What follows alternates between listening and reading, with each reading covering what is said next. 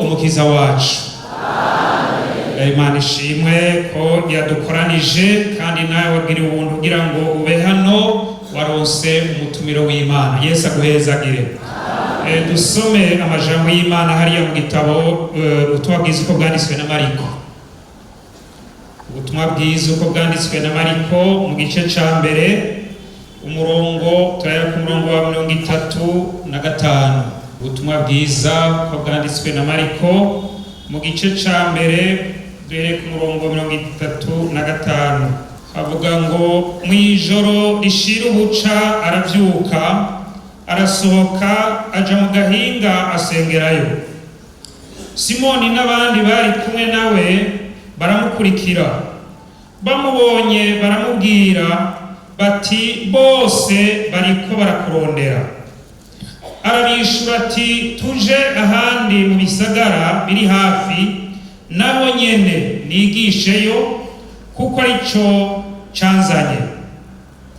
Yinjira mu masinagogi yabo i Galilaya hose avuga ijambo ry'Imana asenda abadayimoni.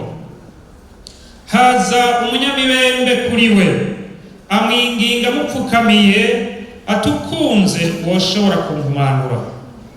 Amugirira akagongwe arambura ukuboko amukorako ati ndakunze umanuka. Imibembe ikimuvako arakira. Aramwihanikiriza rwose aca amurungika uwo mwanya. Aramubarira ati wirinde ntugire uwo ubikerukiriza, ariko genda wiyereke umuherezi utange ivyo guhumanurwa kwawe nk'uko Mose yageze, bibe ikimenyetso kibabere icabona. Maze avaho atangura kwandagaza no gukwiza ibyabaye. Nico catumye Yesu atabaye agishobora kuja mu gisagara abandi babizi, ariko aguma inyuma yacu mu gahinga. Abava hose baza kuri we. Imana ishimwe. Dusomye amajambo y'Imana atari make iyi mirongo, ariko yose ntitwoja kuyivugako kuko yoshobora kwigishwa ko n'inga ryose. Ariko harimwo amajambo amwe tuja kuvuga ko ijambo ry'Imana ryaguteguriwe uyu munsi. Ariko kandi iri jambo uravye amajambo harimwo amajambo abiri makuru dushobora gukuramo hano n'ayandi agenda ayubaka. ubwa mbere turabona mw'ijambo uyu yaragwaye imibembe, yavuze ngo woshobora ubikunze woshobora kumpumanura. Ni isengesho yakoresheje. Iri sengesho ni rikuru muri aya majambo kuko rica riyongera rikazana yose. Hanyuma kandi hakaba irindi jambo naryo Yesu yaciye avuga ati ndakunze kumanuka.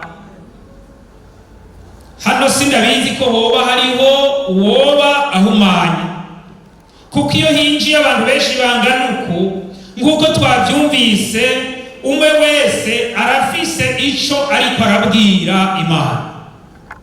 Kandi igihe dusenga tukamanika amaboko, umwe wese agira ati mfise ico nsengera niki.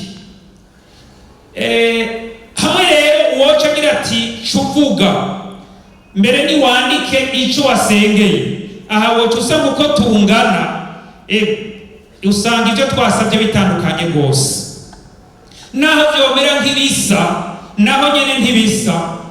Umwe wese rero arafise umutwaro wiwe. Hano twasomye turabona Yesu ari gusenga, baca baramukurikirana, ariko hano bavuze ko baciye bamukurikira umengo baciye bagenda bajanye.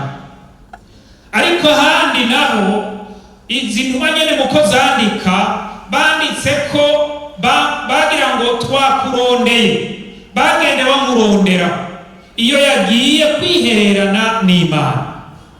Hanyuma rero baramubona, kuko uri murongo wa 37 wacibwa ngo bamubonye baramubwira. Nuko rero bariko baramurondera, barondera iyari. Ico bamuronderera ntitukizi hano, kuko bavuze ngo bose barakurondera, ariko kandi si bose ntibari bafise intumbero imwe, ibibazo bimwe. Mugabo turabona umwe hano yariko nawe nyene yariko aramurondera.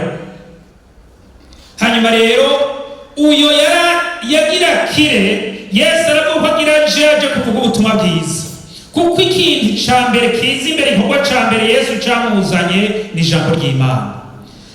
Nico gituma n'abigisha bose bagira bati ugume kw'ijambo ry'Imana. Kandi Yesu yaravuze ati mugende mubigishe ivyo nabageze. Kandi ijambo ry'Imana niryo ryonyene ryongera rikizigura. Hanyuma rero Yesu agenda kwigisha ijambo ry'Imana. Bahaye ijambo umwe arabaza ati wowe yasomye umurongo mu gitondo wenyene wa Bibiliya umwe gusa amanike. Urusengero rwari rwuzuye, ariko abari basomye iryo jambo ntibashika 10. Bari munsi ya 10 ko siri igitigino avumvuga ibitari byo, ariko bari bake cyane, ntibashika 10, bari bake cyane. Kuko usanga umuntu arakunda kwijira, arakunda kuririmba, mbere akunda gusenga, ariko ijambo rikaba rito. Iyo rero ijambo ribaye rito acaba muto, kuko ijambo niryo rigaburira impemu n'ubugingo. Yesu rero agenda agira ngo agaburire ishengero, arigaburire ubugingo, arigaburire umutsima w'ubugingo, kugira ngo rikure mu bugingo, rikure no mu mpemu. Iyo umurongozi w'ishengero arongoye ishengero ritarakura mu mpemu no mu bugingo, ritumva ijambo ry'Imana, afite ibibazo, kuko ntibamenya ico Imana ibagomba ko n'ingene bakwiye kugenda.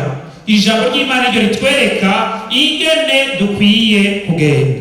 Yesu rero nico cambere yavuze ati camuzanye ryari ijambo ry'Imana. Rero ukunde ijambo ry'Imana.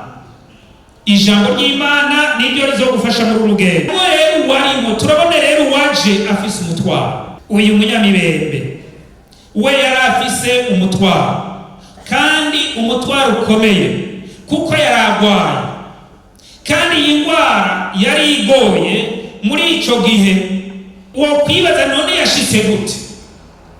Umuntu arondeye, sinzi ntavyo ndatora, ariko ntabyo jewe natoye, ariko ingene yashoboye gushikaho Yesu ari afise imibembe, kuko ufise imibembe yacaja kure.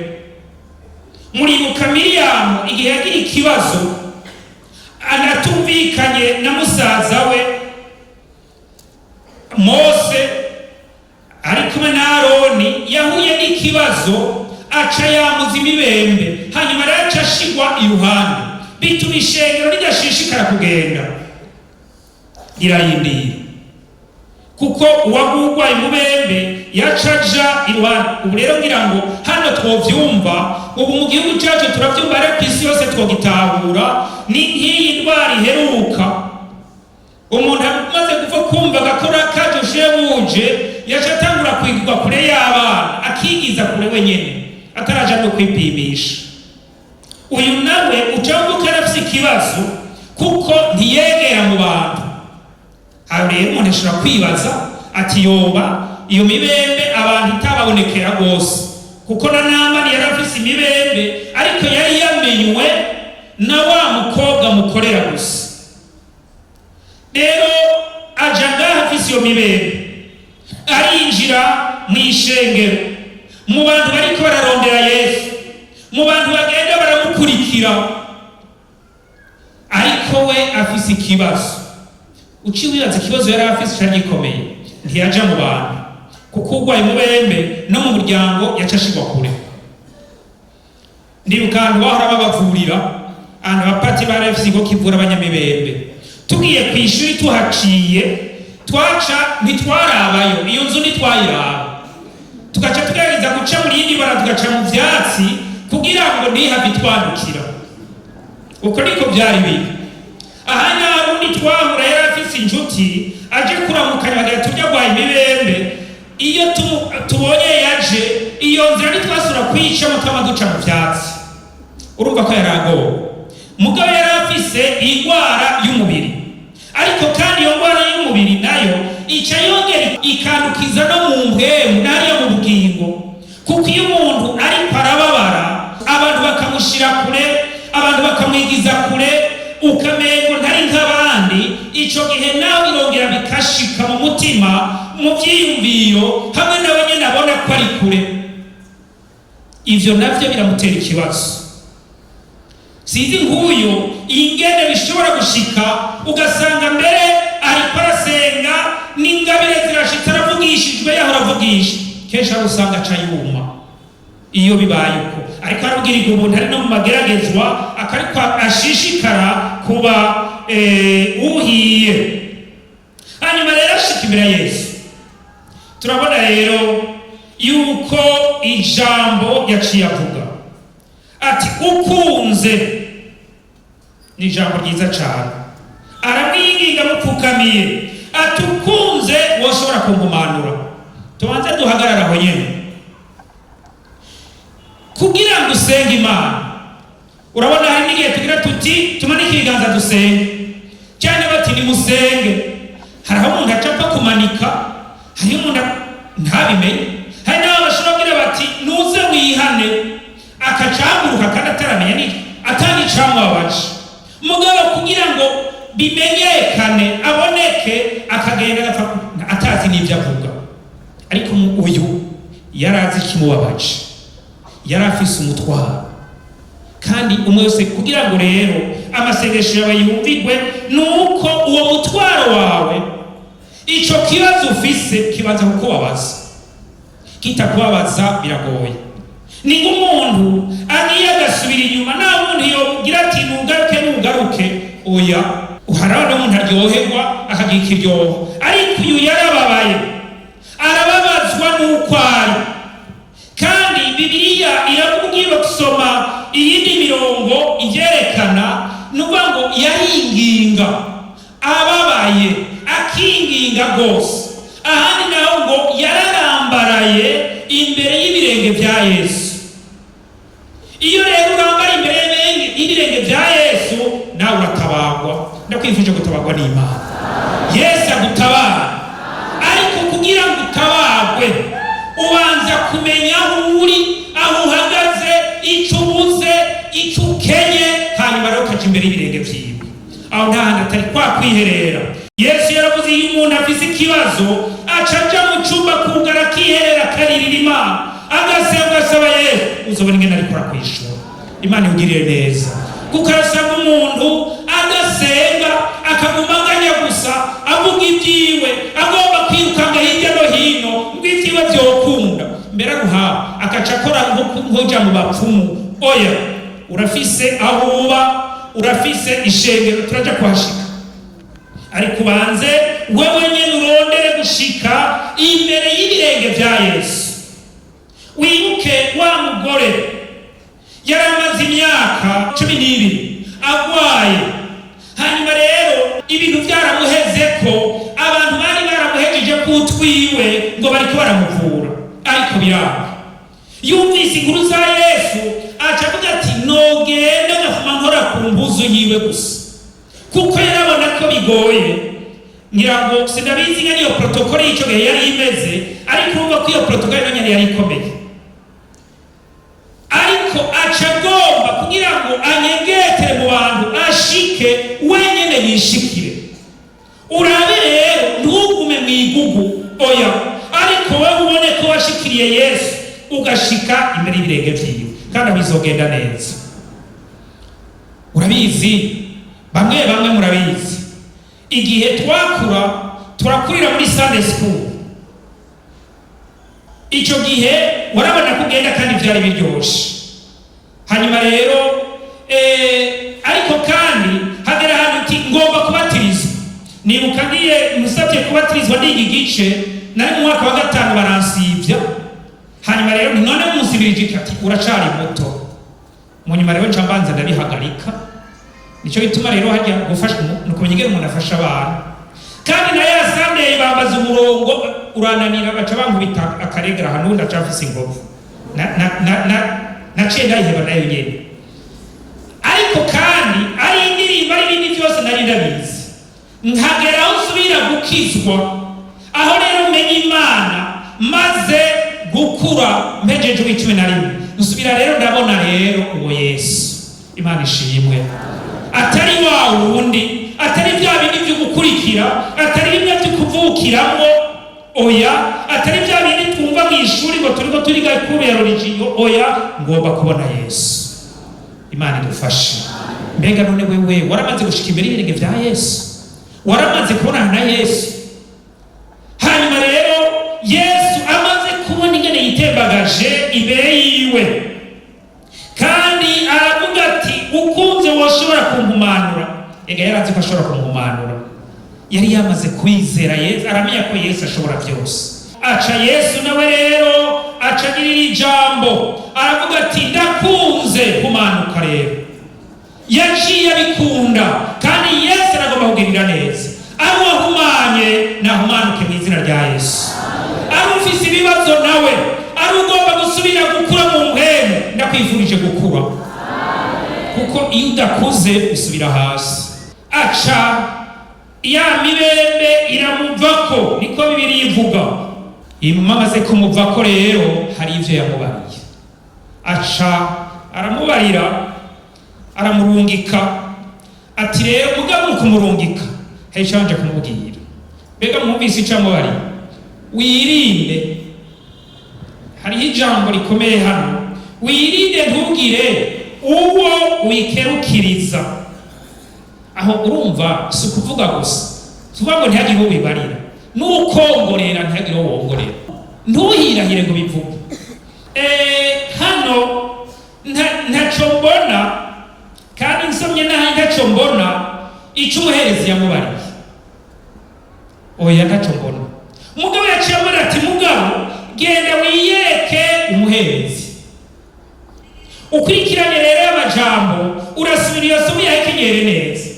Muri uku gukira harimwo abantu mu buryo butatu. Ubwa mbere hariho ngene gusaba gukira, ubugira kabiri hariho Yesu akiza, ubugira gatatu ninde? Umuherezi. Aho yiwe nawe nyene yari afise uruhara rwiwe, kuko Yesu yaje gushitsa ivyagezwe, ntiyaje kubikura. Acagira ati rero genda uce wiyereka umuherezi. Nkunda kuba ari mugwaruka canke aba bariko barihanura bakizubu bakijijwe mu bihe bigoye cyane, n'ibihe bigoye. Ibihe rero birashishikara gukura.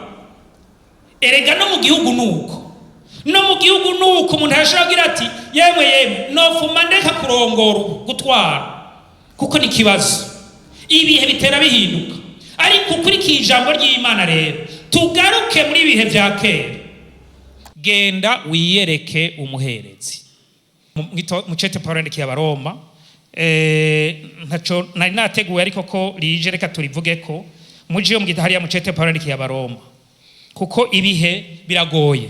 Ibihe uca usanga abantu bahumana batabizi. Turagaruka kuri ico cyo guhumana naco.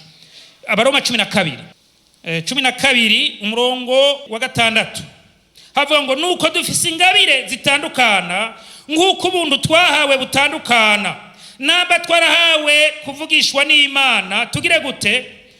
Tuvugishwe nayo kuko kwizera kwacu kungana.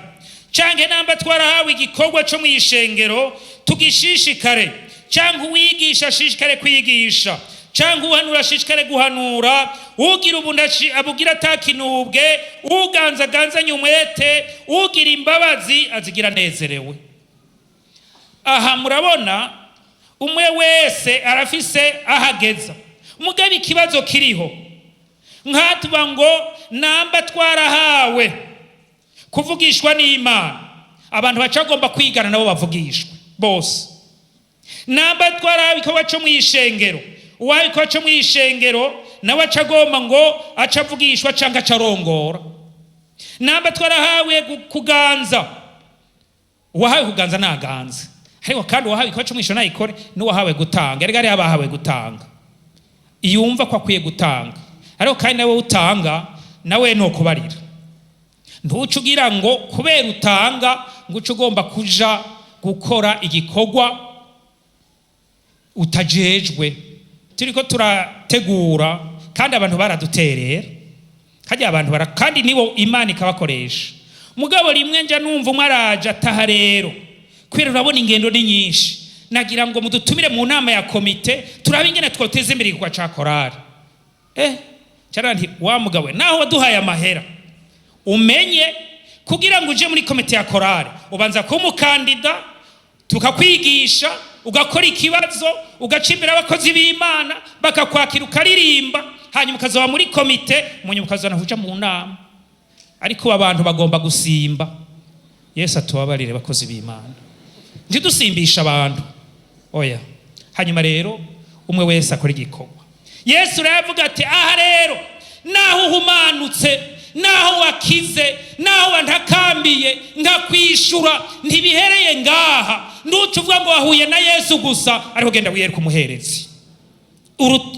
Urutonde uko rwabaye rushishikare. Umuherezi yari afise igikorwa ciwe. None ni kubera iki? Umuntu ashishikaye gusoma usanga mu gitabo c'Abalewi biravuga ingene abaherezi bakora. Iyo umuntu baketse ko agwaye imibembe yaca agenda ku muherezi, hanyuma akamusuzuma, abonye ataratahura ngo biboneke yaca arabahanda mushira, akabanza akaba wenyene iminsi 7 akarindiye. N'umuherezi yamupfunga akamubanza iminsi 7, kandi abiwabo bararindira, kandi aho nta n'amajambo yavugwa amurenganya. Atamurenganya yaramufunga iminsi 7. Kiko afise igisekera, none ko afise igisekera none hari ibindi. Hanyuma rero agasubira akagaruka, naho nyene abonye yuko bitaramenyekana neza akamusubiza inyuma. Hanyuma rero hariho amajambo 2, hari cabakirindiriwe. Haba harindiriwe ijambo ry'umuherezi rivuga yuko atagwaye, n'umuherezi yabivuga wenyene, kandi agwaye n'umuherezi yabivuga. Niyo yaragwaye agakira n'umuherezi yabivuga. Hari undi yavuze ngo twebwe ntiturabaherezi, ariko Bibiliya irafise uko bivuga ngo twebwe turi iki? Twese abaherezi gusa, turi n'abami. turi n'abami, si abaherezi gusa, kandi namwe muri abami, nawe muri abaherezi. Yesu abagirire neza. Hanyuma rero niwe yavuga ijambo.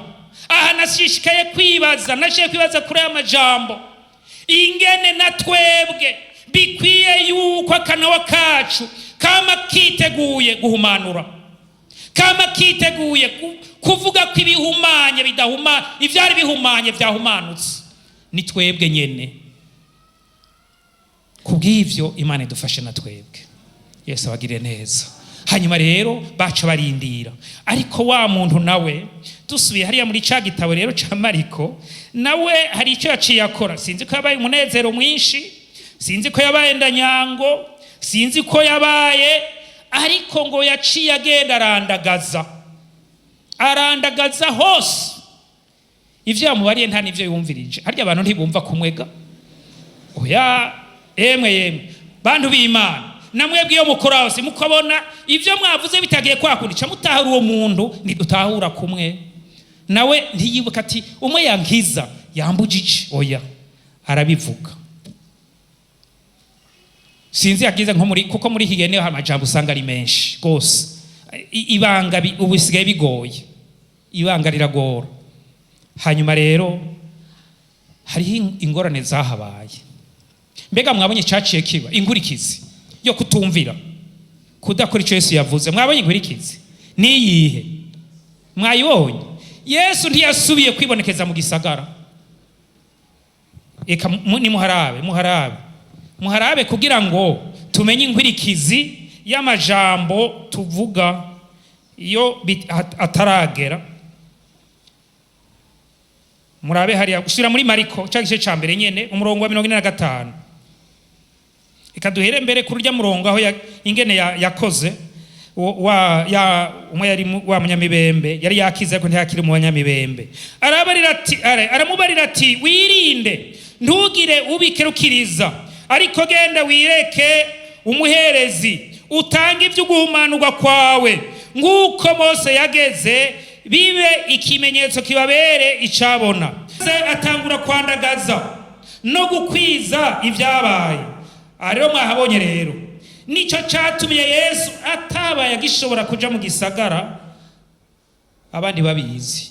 Hari ikibazo, nico gituma ari kintu ibintu byose umuntu yogera, yokwandagaza, yokwiragiza, yosubira abanze yibaze, mbega inkurikizi zavyo niziye, mbega ingaruka yavyo niyihe? Ubwa mbere kuri wewe uri kurabivuga, kandi kuri uriya uri kuravuga, no kuri uyo uri kurabwira, kuko abari batatu. Iyo abaye kwandagaza ukuvuga abari abantu batatu, uvuga, uvugwa n'ubwirwa. Hanyuma rero aha Yesu yavuze ku byo yakoze, ariko iciza wewe nta kibi yakoze, yari yahumanuye umuntu. Hanyuma rero ariko yamubujije agenda arabivuga, bica bituma adashobora hari ahatashoboye kugenda yibonekeza kubera ico gikorwa yakoze. Bibiliya iravuga ku ngabire za mpwemu. Ingabire itangura ijambo ry'ubwenge, ingabire y'ijambo ry'ubwenge. Iyo ni ingabire iyaba ari umuntu ayitanga, iyaba ari umurongozi ayitanga, nari kuvuga nti bose ndayibahe, twese tuyironke. Kubera iki? Ingabire ifasha umuntu ingene amenye ingene atwara ijambo, ingene rivuga. Mbega ikingira mvuge, no gitwara gute, kiza gute, ndagisohora gute? Ini ingabire nziza cyane.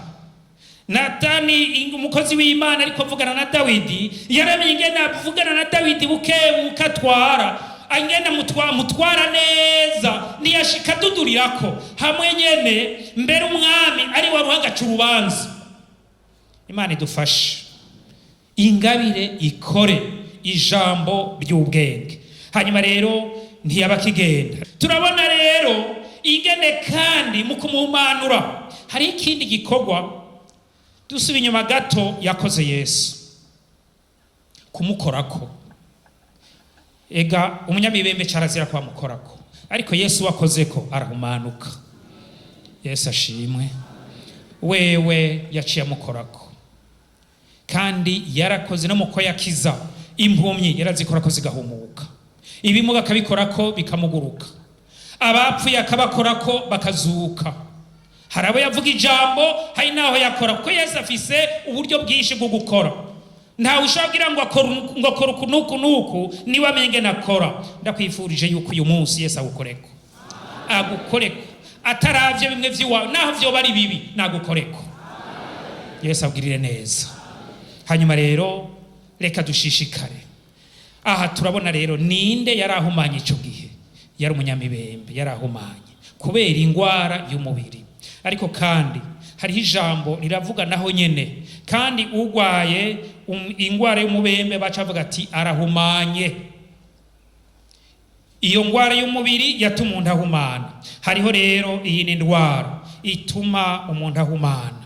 Reka dusome hariya uwundi muntu ashobora kuba ahumanye ari mu bantu mu makoraniro bashobora kuba bariyo, ugasanga ari uhumanya adafise imibembe ariko hari ibindi afise, kandi uwo nawe arakeneye guhumanurwa. Mu cete ca kabiri Pawulo yandikiye ishengero ry'igice candwi, mu cete ca kabiri Pawulo yandikiye ishengero ry'Ikorinto mu gice c'indwi murongo wa mbere avuga ngo nuko bakundwa ko dufise ivyo vyasezeranywe twiyuhagire iki ubuhumane bwose bw'iki bw'umubiri n'ubw'umutima, kubabera tugushikishe kugira gute kubaha Imana. Yesu abahezagire. Aha naho turabona ubu buhumane si imibembe gusa ihumanya, oya, ariko kandi hari ubuhumane bw'umubiri hakabaho ubuhumane bwo mu mutima. Bibiliya nk'uko itubareye hano turabona ivyasezeranywe biriho, ni harya muri iki gice ca 16 hari ivyasezeranywe hamwe n'andi masezerano dufise. Ariye ku murongo wa 16 havuga ngo kandi urusengero rw'Imana ruhuza rute n'ubw'igomana, kuko twebwe turi urusengero rw'Imana nzima, nk'uko Imana yavuze iti nzogendera muri bo mba Imana yabo, nabo baba abantu banje.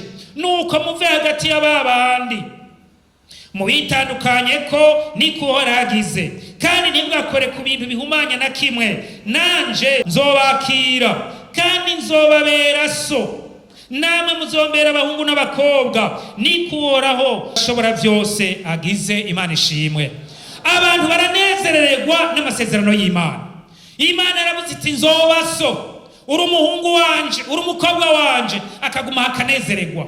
Mugabo kugira ngo ubishitse, kugira ngo amasezerano aba yawe uyafata aba yawe, uyu murongo rero wa mbere mu gice candwi ko dufise ivyo vyasezeranywe, tubanze twiyuhagire bwa buhumane bwose, ubw'umubiri n'ubw'umutima.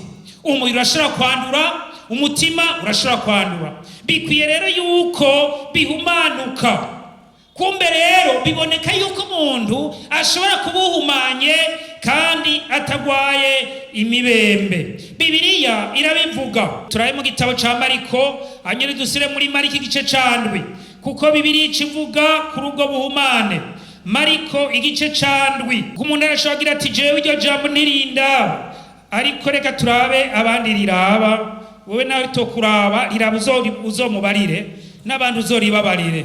Hariya Mariko 2:20 kandi aravuga ati biri imbere mu muntu nivyo bihumanya, kuko imbere mu mitima y'abantu havamwo iki ivyiyumviro bibi. Aho rero biratanguye rero umuntu haratanguye koneka abandi bahumanya, abantu bagendana ivyiyumviro bibi mu mitima yabo. Nimba ufite ivyiyumviro bibi mu mutima wawe, umenye yuko uri muri uwo mugwi. Yesu niwe yabivuze. Ibiva imbere mu muntu nivyo bimuhumanya, kuko imbere mu mutima y'abantu havamwo ivyiyumviro bibi.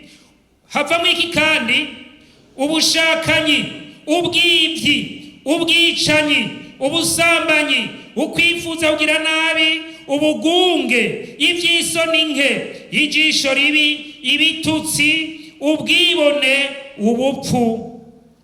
Aha turabona ingene hamwe na ya mibembe ihumanya umubiri, ariko tubona ibintu navyo hano bihumanya umubiri kandi bikaca bihumanya n'umutima, kuko imibembe ntiyahumanya umutima, oya yahumanya umubiri, umuntu agaca ava mu bantu. Ariko ibi navyo icaha kandi Bibiliya muri Yesaya haravuga ngo ibyaha nivyo vyabatandukanije n'Imana. Hanyuma rero nuko twabonye hariho ivyiyumviro bibi, hariho ubushakanyi, ibihe nguko tuvuge ko ibihe bigenda birahindagurika, hari ibintu byinshi bikwega. Abarutse muri ibi bihe barahura n'ibintu vyo mu matelefone. Amateleviziyo ataraza byari imeze neza, ariko amateleviziyo amaze kuza atangura kubona abantu bari barusa, kuko mu kintu mu kumenya ko umuntu ariko aragenda asubira inyuma atangura kwerekana ubwambure bwiwe. Wihana ivyo uraba, uba ari vyuza avyo rihereko ndihanye kuraba ibi, ndihanye kuraba ibi, ndihanye kuraba ibi, ndihanye kuraba ibi. Hanyuma rero ibindi baca gusengera bica bigenda.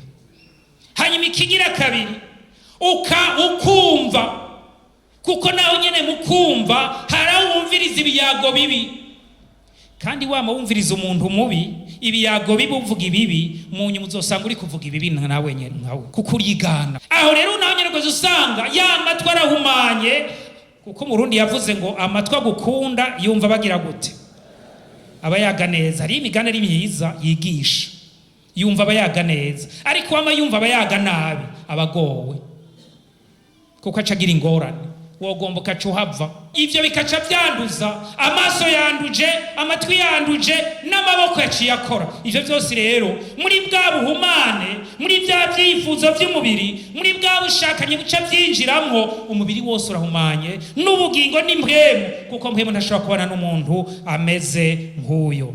Imana idufashe, iturinde ubwivyi. Ariko ngira ngo abakristo ntibaciba, mugabo rero harabiba mu kiyeri, ngurana hirya y'ejo nzoguha, bikaca bihinduka ntusubire kumubona. Akamara iminsi hama rero kubera ari mwene data mu mutima ati ndabihevye. Hama rero yumvise ati nahevye, uwo munsi acagaruka agasubira akaza, kuko ico gihe hari abaheraniye ntazosengera hano, azoca abahamenera mu bundi bubwiriza, ko hari abo aheraniye yivye. Uheraniwe atanga imbabazi, n'uheranye naca arabengene yishura. Gufata ideni si bibi, mugabo ishura ugira isezerano, vyanse vugana nawe urabe ingene ubigenza. Abantu bebe benshi bariko bariba, ugasanga ubwizigirwa buriko burahera. Ubwizi bagira ati turonderera umukozi w'umwizigirwa, none mwebwe mufise ibikorwa hari wabuze umukozi, ngaba baruziye batume aha barongo yabizigirwa gusa. Imana idufashe. Nigeze kuronderera akazi umuntu rimwe, hamaro ndarobangahe bararonka, hanyuma rero ati ariko kandi ukujura urababare bazokore neza. Munyanja numva umwe yivye, byarambabaje gose. Urumva rero Yesu abagire neza, tubabizigirwa mu bikorwa. Umuririmbyi arimba ati ubu mwizigirwa mu bikorwa vyawe, ubu mwizigirwa mu bikorwa vyawe, gushitsa kugupfa uzokwambikwa igitsibo. Ahandi naho Bibiliya iravuga muri vya bindi bihumanya ubwicanyi, ariko nta wica, oya. Ariko kandi turabe hariho abicana bamwe, turarabe hariya mu cete ca mbere Yohana yanditse, mu cete ca mbere ca Yohana umurongo wa 13 havuga ngo iki? Cete ca mbere ca Yohana 3:13.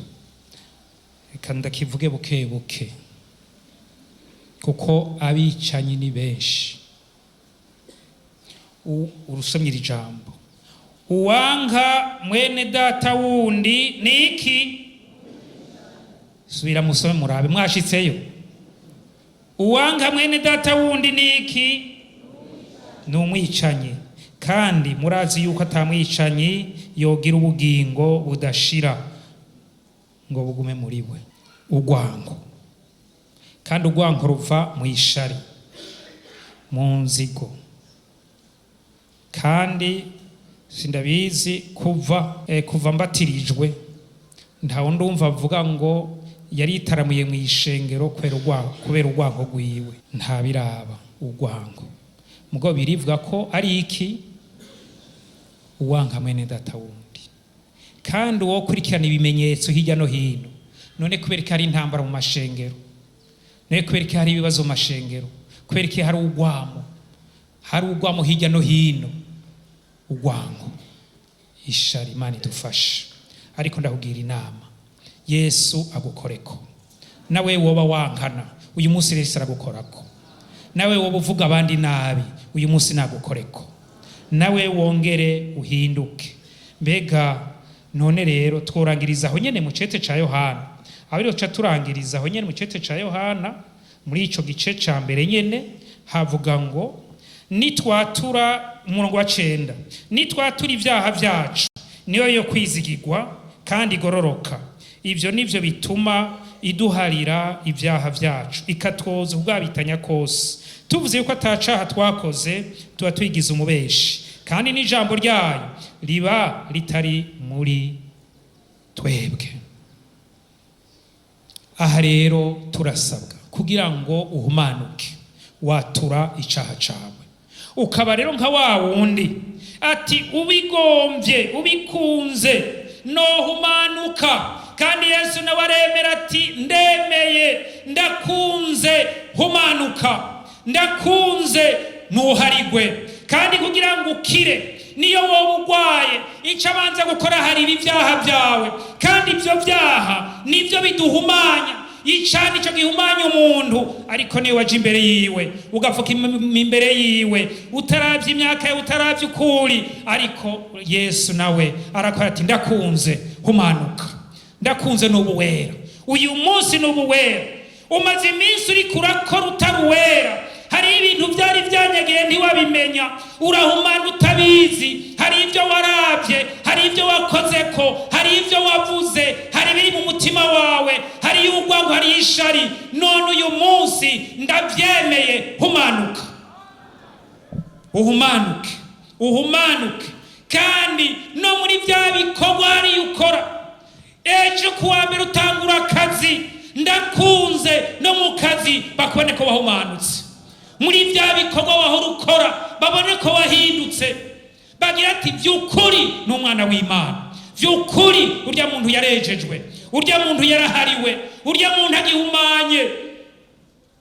Mbega uremera guhumanuka, uremera kwihana? N'ivyo biri mu mutima binyegeye. Ca wibaza ivyo unyegeje mu mutima vyoca bija habona, mbega goca hehe? Umwe wese yoca asohoka agenda atawuraba uwundi. Kubera iki? Haraho iki gisigo c'uburyarya cinjira, umuntu agomba kwiyeza atejejwe. Imana idufashe, twunamika amaso dusenge. Nimba hari uriho, uhumanuke. Yesu aragomba kuhumanuka. Yesu aragomba guhumanura ururimi rwawe. Yesu aragomba guhumanura ivyumviro vyawe. Yesu agomba guhumanura amaso yawe. Yesu agomba guhumanura ibiganza vyawe vyakoze ibibi, vya biganza vyiba, wa munwa wabesha, rwa rurimi rwavuga abandi nabi, rukeneye guhumanuka. Rwa rwango rukeneye mu mutima kuhumanuka. Rya shari abandi ubonye batera imbere, nawe ukacubabara gushima Imana kuko nawe uzoshikirwa. Humanuka, ndakunze, humanuka. Yesu aravuga ati ndakunze, ndabikunze, humanuka, ndabikunze, humanuka. Ntusubire kugenda uhumanya, ururimi rwawe ntirusubire guhumana. Oya, vya bikorwa genda hariya gukora umeze neza, uruwera. Umwami abwirire neza. Mushishikare kuza, abakozi b'Imana babafashe, kandi wature neza, wature neza kandi wumve ko wababajwe n'ico kintu. Nta muntu yihana ikintu kitaramubabaza. Oya, uheze wemere wature neza, ubivuge uko biri, wihane. Mbere nawe wogira bati ucubanza ugakora iki niki, naho nyene uce wihana, uvyature, umwami arabugirira neza. Kaze umwungere w'ishengero abasengere, umwami abagirire neza. Ushishikare kwatura ivyaha vyawe, kandi niyo kwizigirwa iraguharira. Uje kuvuga uti nubu ntashe nejejwe, ntashe ndi mushasha, nsubiye inyuma ndi mushasha. Ejo kukazi wabwira uti ubu nabaye mushasha, sinkiri wa wundi. Vya bindi mwahora musangira na babandi ubara uti narahindutse, narahindutse, narahimpumanutse. Umwami abagirire neza. Reka dusenge Imana. Umuntu wese yumve ko aciye bugufi munsi y'ukuboko kw'Imana, yisuzume. Bibiliya yavuze kuri byinshi, ubuhumane bw'umubiri n'ubw'umutima hubakiyemo ibintu byinshi. Umuntu wese, nawe wicaye aho mu ntebe, wibaze wiyumviye, ubuhumane bw'umutima n'ubw'umubiri harimo ibintu byinshi, kandi byinshi niwe ubizi n'Imana yawe. Reka dusenge Imana. Mana data wa twese, turagushimiye iki gitondo ciza uduhaye Mana. Turagushimiye kumva iri jwi rivuze rivuye kuri wewe biciye mu mukozi wawe. Umunyamibembe yari yamenye ko ari umunyamibembe, kandi yarazi ko Yesu ashobora kumuhumanura. Kandi Yesu amaze kumva ko umuntu yizeye aciye urubanza, nawe aramubarira ngo ndakunze, humanuka. Haleluya.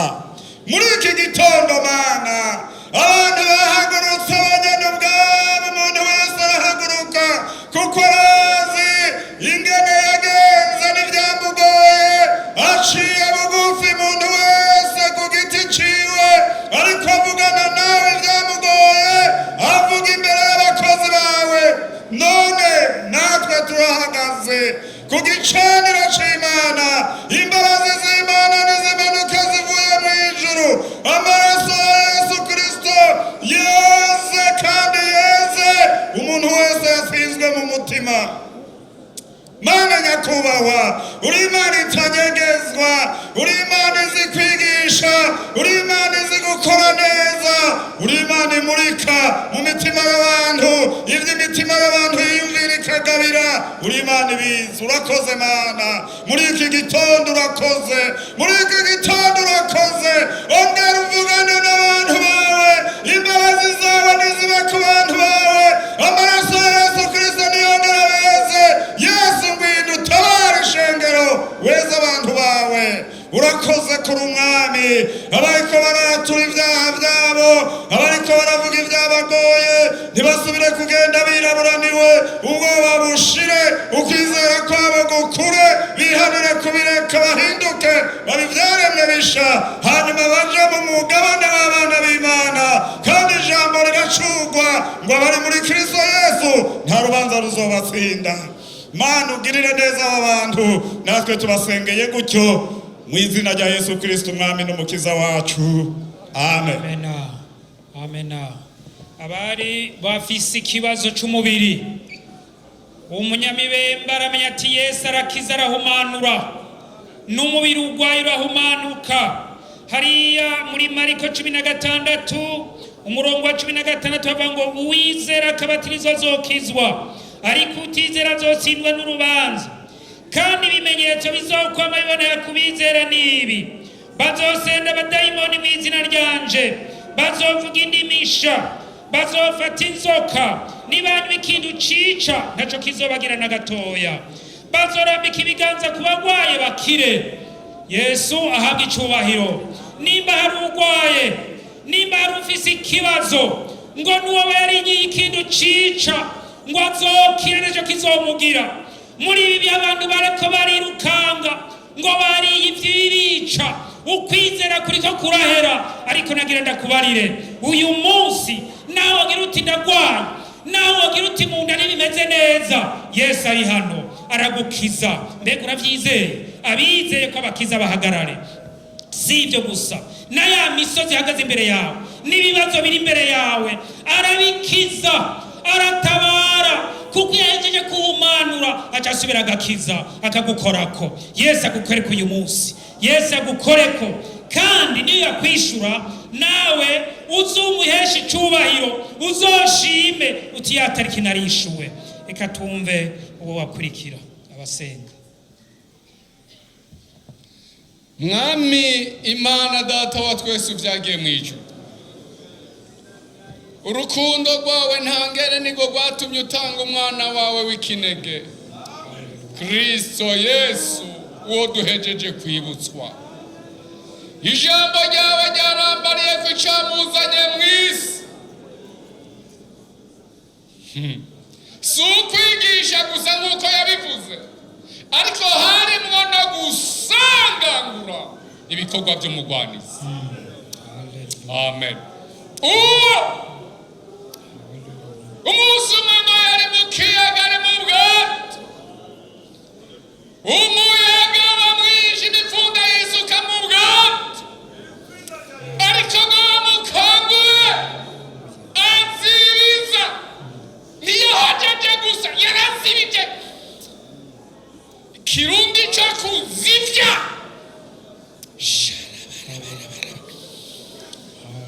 Azivya. Azivya. Amen. Amen.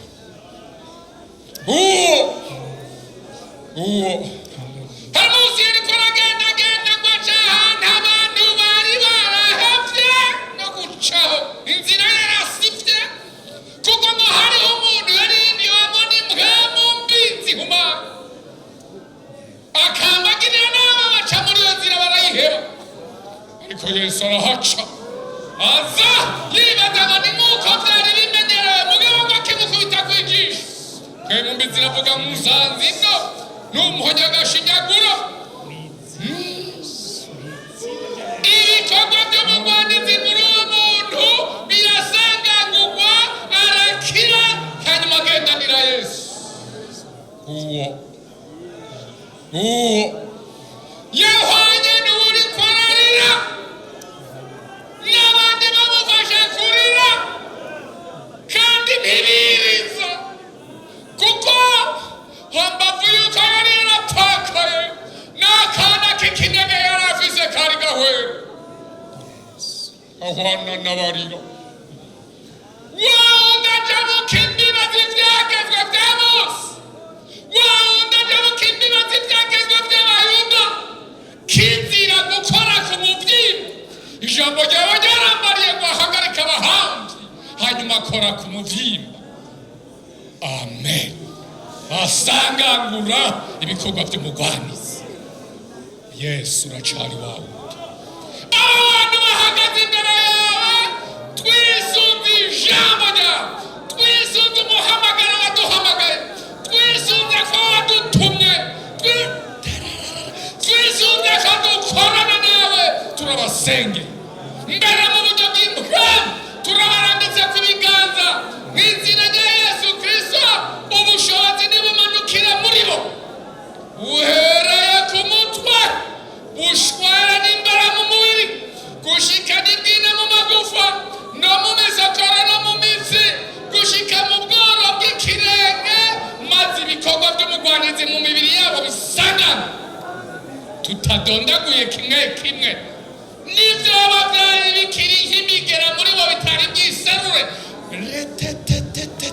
reka ubushobozi busangangure, reka ubushobozi busangangure, reka ubushobozi busangangure uburibwe, ubumuga, imisonga y'uburyo bwose, mw'izina rya Yesu Kristo. Kandi ijambo ryawe ryarambariye ngo muyikorere amaganya yanyu yose kuko ibababara. Hari abatagwaye mu mubiri, ariko ya misozi, vya vyago, kwa kuburanirwa, bwa bukene, za manza, bya bintu bitandukanye bibaremere.